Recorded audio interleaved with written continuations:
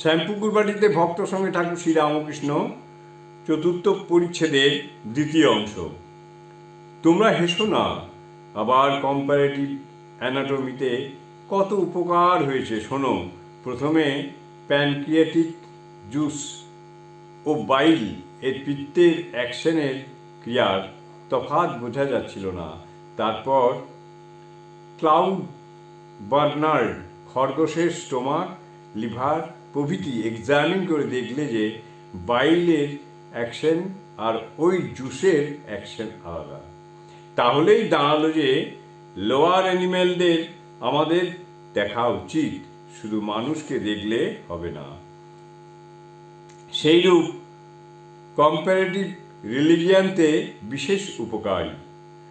এই যে ইনি পরমহংসদেব যা বলেন তা অত অন্তর লাগে কেন? এর সব ধর্ম দেখা আছে, হিন্দু, মুসলমান, খ্রিস্টান, শাক্ত, বৈষ্ণব, এসব ইনি নিজে করে দেখেছেন। মধুকর নানা ফুলে বসে মধু সঞ্চয় করলে তবেই চারটি বেশ হয়। মাস্টার ডাক্তারকে ইনি মহিমা খুব সায়েন্স পড়েছেন। ডাক্তার সরাসরি কি Max Muller science of religion?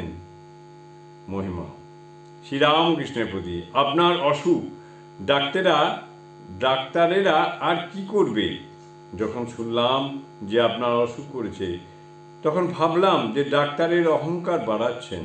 Sri Ramakrishna ইনি খুব ভালো ডাক্তার আর খুব বিদ্যা। মহিমাচরণ আজ্ঞা হ্যাঁ, উনি জাহাজ আর আমরা সব ডিঙ্গি।